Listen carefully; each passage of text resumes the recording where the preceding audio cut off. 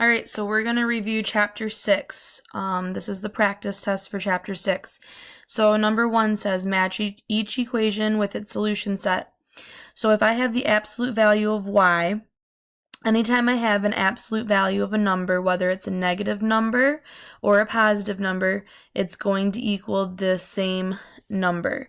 So this first one I will match to -3, 3, because the absolute value of -3 is going to equal 3, and the absolute value of 3 is also going to equal 3. The second one, I have y minus 2 equals 2 plus y.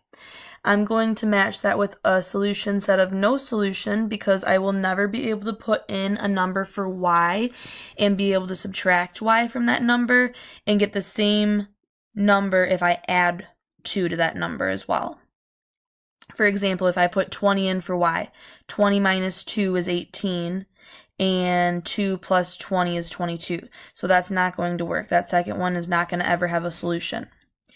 2 minus y equals 2. The only number I can put in to make that true would be 0. 2 minus 0 would be 2.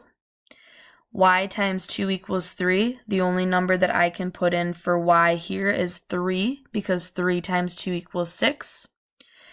Y times 3 equals 3 times y. I could do that with any number.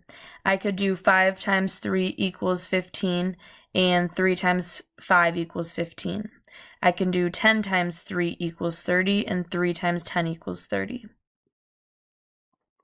Okay, so next problem, number 2 says identify the expressions that are equivalent to 2 times x plus 2 plus 2 times x minus 1. So I'm focused on this equation up here, and I'm going to find which of these equations below are going to be equivalent to them. The first thing I like to do is simplify my expression. So I'm going to rewrite it below to help myself out.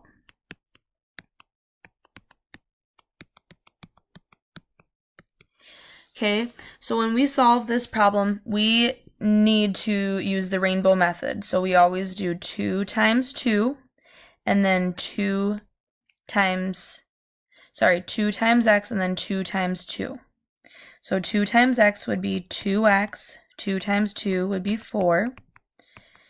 And then I keep all my signs in there, and I again do 2 times x and 2 times -1.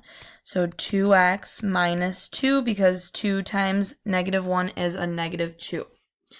So now I don't have any equal signs, so I'm not going to use the opposite operations to balance out my both sides of the equation. There's no equal sign, so there's no need to do that. So I'm just going to find the like terms, and I'm putting a box around my like terms, and then I'm underlining my numbers.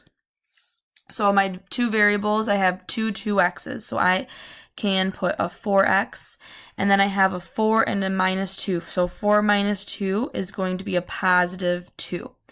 So when it says to simplify up here, my answer would be, in simplest form, would be 4x plus 2, because this down here is how I simplified that equation to get 4x plus 2. Now looking above at the 6 problems, I'm going to start with number 1. I can combine my 2x and my 2x here to get 4x, and then I have a +4 and a -2 would equal a +2. So this one is going to work. Number 1 is going to be the same as my original expression, so that is equivalent. Number 2 is literally the exact same thing. I don't even have to solve anything to see that it is the exact same thing as what the original equation is, so it's going to equal 4x plus 2. Number 3, if I have my 4x here, and then I have my 4 minus 2, it's going to again be 4x plus 2. So that is also equivalent. Number 4, if I have 2x and a -2x, so 2x minus 2x, that would give me 0x, and a 2 minus a 2 would give me 0. So that's not going to work out, because I'm not going to have my 4x plus 2 in the end when I simplify that one. This right here is the exact same equation again. All I did was switched around what I see in parentheses from the original equation. So when I solve this and do the rainbow method, 2 times x is 2x, 2 times -1 is -2 plus 2x, and then 2 times 2 is 4. So this will be, if we combine our 2x here and our 2x here, I'm going to have a 4x, and a +4 and a -2 makes a +2. So that number 5 is going to also work. Number 6 is also going to work because, actually, I'm sorry, 6 does not work because we have 2x minus 2, so that's going to be a 0, and then a 4. That's not going to be my 4x plus my 2 like I want. So how do I know that my number 1, 2, 3, and 5 are all equivalent expressions to my original problem? Because when simplified, they all equal 4x plus 2.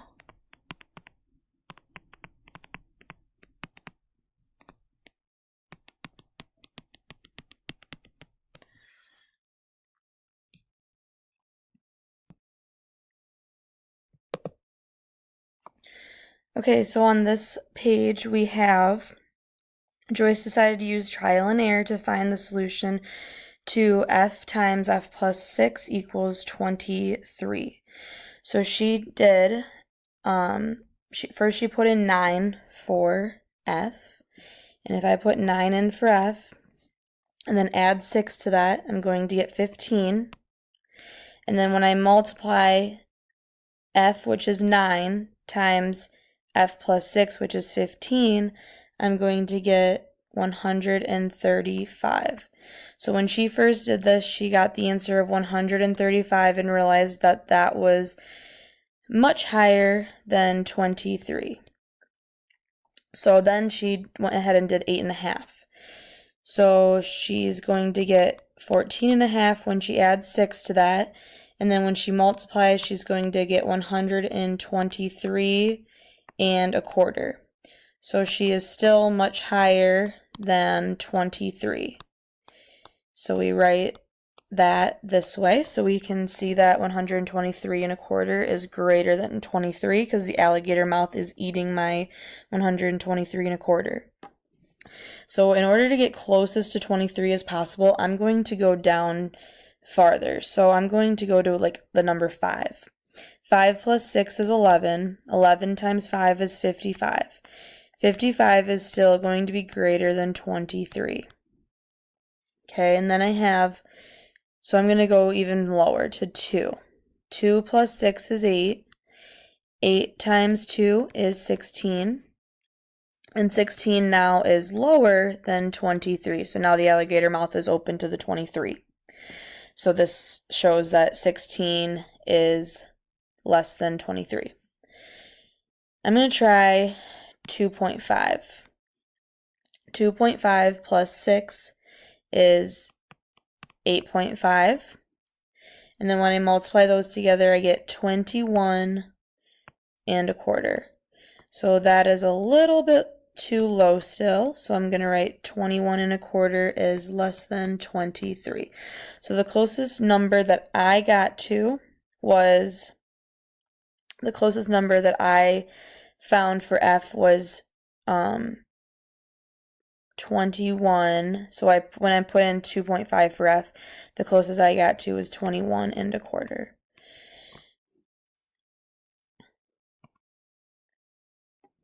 This next one, we like to balance out each side of the pan balance. So if I have 4 balls on this side and I have 4 by 4 is 16 cubes on this side, then I need to divide these cubes up into 4 groups so that I can evenly divide the balls and the cubes together. So I'm going to cross out 1 ball in 4 cubes, another ball in 4 cubes, another ball in 4 cubes. So then that shows me that 1 ball, which is what they're looking for right here, is equal to how many cubes? is equal to 4 cubes. Now this next one I have to cross out a cup on each side to balance it out. And then since they have 5 spoons on the first side, I'm going to cross out 5 spoons on the second side. And that way I have 1 cup is equal to 4 spoons. So 1 glass equals 4 spoons. Okay, so we're going to use our bar model to solve the next problem. So if I have my bar model and I have 3t and 8 is on the first side of the equal sign, then I have 4t and 3 is on the next side of the equal sign. I'm going to draw this again.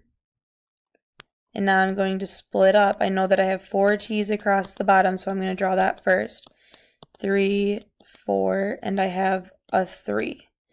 And then I have 3 t's up on the top, so I'm going to draw 3 t's. And then I have 8. But I have to split that up because I know that a 3 goes up top because 3 is equal to 3. All of these t's are equal to each other. But now I need to figure out what goes in this space right here. If I know I have 8 up here, then I have to subtract 3 from that 8. 8 minus 3 equals 5. So I know that t would be equal to 5. So that shows me t is equal to 5. For this one down here, I start with 17x plus 22 equals 12x plus 37. When they go to the next line, I notice that I don't have my 22 anymore, and I have a 15 instead of a 37. So that leads me to believe that they subtracted 22 from each side, so I have to just write subtract 22 in words. And then the next thing, they have 17x, and then they go to a 5x, and they have 12x plus 15, and they just have 15. So that leads me to believe that they subtracted 12x from each side to get 5x equals 15. So I'm going to say subtract 12x. And then to get x by itself, 5 times x is multiplication, so I have to divide by 5. 15 divided by 5. X is now by itself because those 5's cancel out. And 15 divided by 5 is 3. So my last line, I would put divide by 3. Okay. So now if we put in, for this one down here, they have substitute your final answer for x in the original equation to show that it is a solution. So if I have 3, I have to put 3 in for x. I'm going to rewrite this by writing 17 times 3, because notice it says 17x over here, and I'm putting 3 in for x. Plus 22 equals 12 times 3, because again I put 3 in for x. Plus 37. Okay, so I can figure out that 17 times 3 equals 51, and then 51 plus 22 equals 12 times 3 is 36. 36 plus 37. So I have 73 here. And 51 plus 22 is also going to be equal to 73. Okay. So as long as I have the same number on each side, I know that that solution works, and that if we put 3 in for x, it's going to be even on each side. So that's how I know that we came up with the right solution.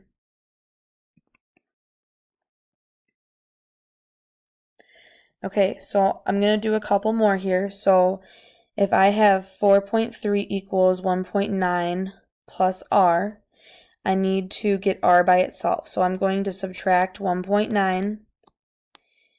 Since I have an equal sign here, so I have to do the opposite